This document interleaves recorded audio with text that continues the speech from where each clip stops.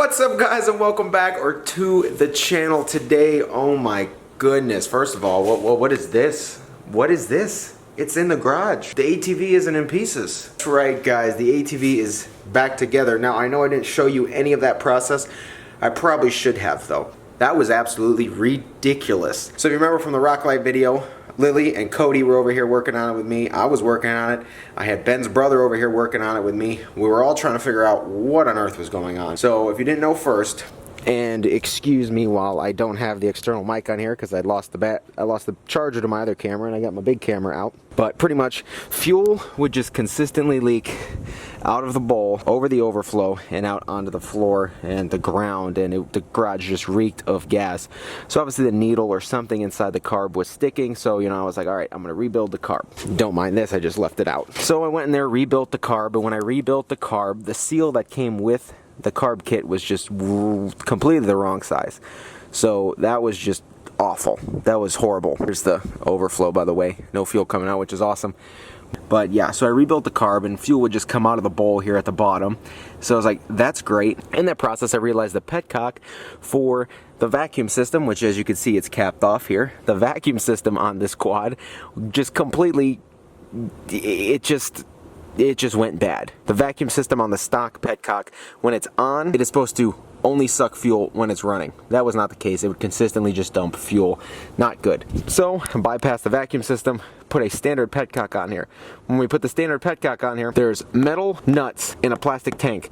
So what I didn't realize is this petcock had a thinner base plate than the other one. So when we put the screws in, they bottomed out and it leaked. So we went to tighten it more, and when we went to tighten it more, the nut spun in the plastic. So that wasn't good. So then we've got shorter screws, washers, and now the petcock doesn't leak and the vacuum system is now bypassed.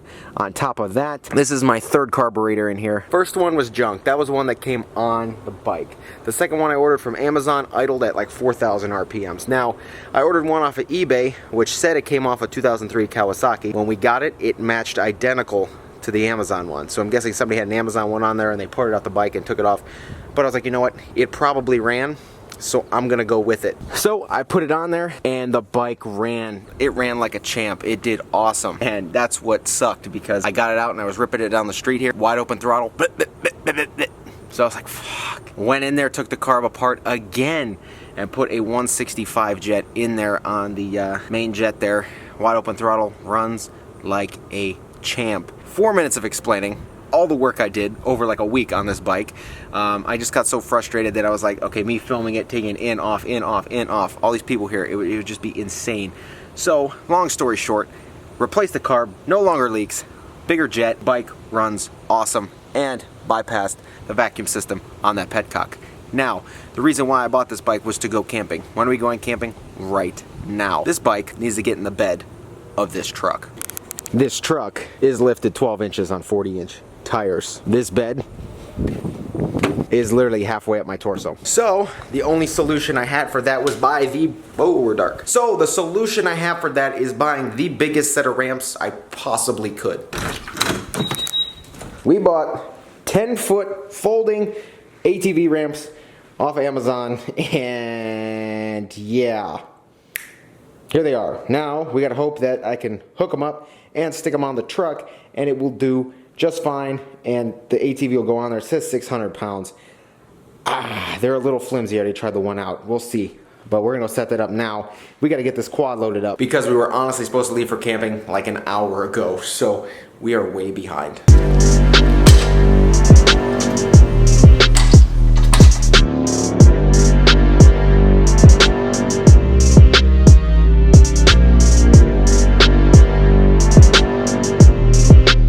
Okay, so yeah, I was gonna do all this first, and so first of all, I don't understand how they want you to like get this all tight and stuff. Like, I wish there were ratchet straps, because this is like interesting.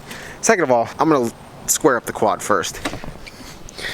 I'm gonna take this with me. I doubt I'll put that breather thing back on. But here we go.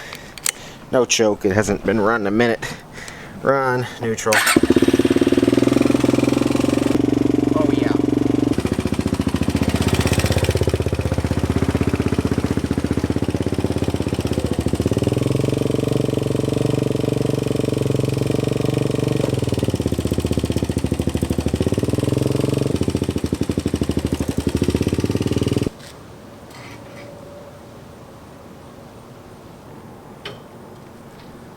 Okay, so this is 100% not safe. Guarantee that. These definitely need to be ratchet straps. 100%. Kind of loose, but I mean, I don't know. It's kind of squared up. Let me just make sure it's gonna go sort of straight. That's all I really need. All right. All right. Wish me luck, guys. Wish me luck.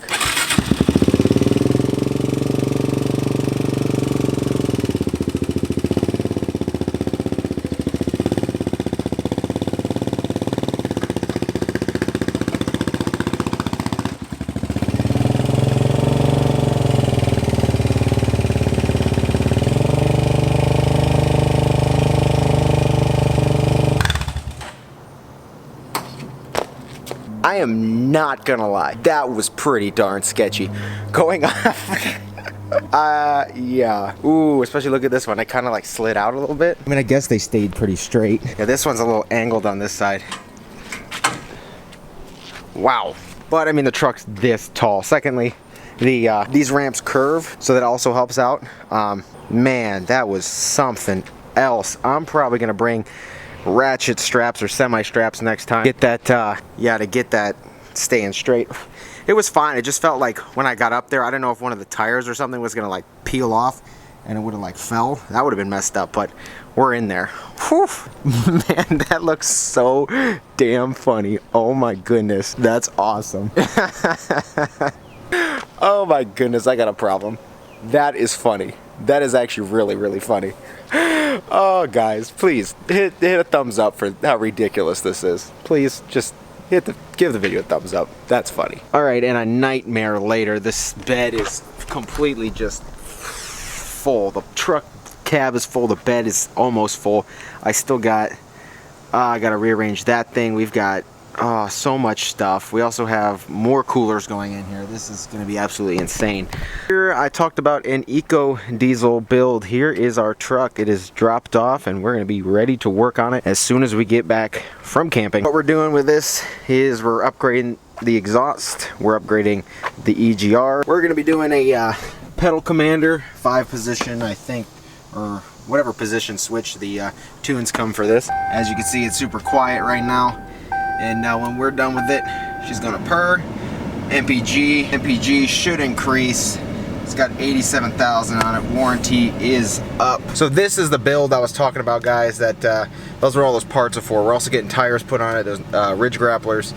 And yeah, this is gonna be an animal when we're done, I can tell you that. But when I get back from camping, we gotta take the ECM out, ship it out to PPEI. They're gonna tune it, ship it back. I'll be going to Florida. When I get back from Florida, I'll be upgrading the exhaust, and I'll be upgrading the EGR. And this thing will be awesome. We're gonna put the pedal commander on it, and this truck is gonna be a whole different beast. So this is gonna be exciting as well. Even the coolers in the wagon still. Yeah. So you're gonna let it go and Yeah. kill us. Yeah, Ryan, you're gonna have to get on. you have to sit on it. You'll be fine.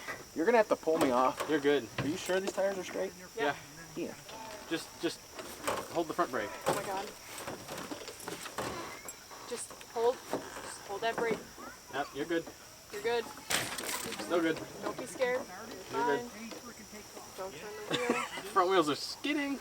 No, you're good. You're good still. Yep. Oh yeah. Maybe a heads up, asshole. What? I wasn't my fault.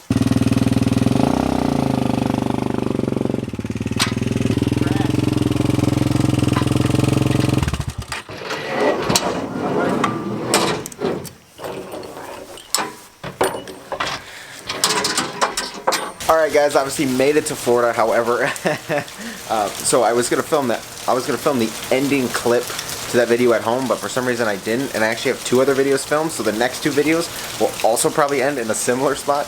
But we're in Florida. I haven't seen rain in weeks, and it rains the day I get here. Everyone always says, oh, that truck's so big, what are you gonna do with it? How can you use it? You can't do work with that. Like I said, you've seen over the course of the summer the mulch I've hauled, the grills I've picked up, everything I've done with that. And obviously now you see, yes, you could still put an ATV in there. Dirt bike may be a little more difficult because one ramp and balance, but it could probably still be done. But like I'm saying, those trucks, no matter how big, how tall, they're still usable. So everyone on the internet gives you such crap all the time about that, but the truck, in fact, is still usable. It looks so like badass up in there. It's just awesome. So guys, I got 2 more videos coming for you from Florida, and I've been backed up. I lost the charger to my other camera, which I found after I made the last video. I was moving some parts around. I was like, oh, there it is. So I found the charger. That I've been a little backed up, but 2 more videos coming. And when I get back from Florida, we're gonna be doing a lot of stuff and other stuff coming as well. So I just want to say thank you guys for watching. If you haven't been here before, please get down there, click subscribe. Take care. I will see you guys in the next video. And thank you for the support. I know I've been a little backed up and a little behind, and the videos weren't like, lightning. But it'll be coming more frequent now. And I just want to say, see you guys in the next video.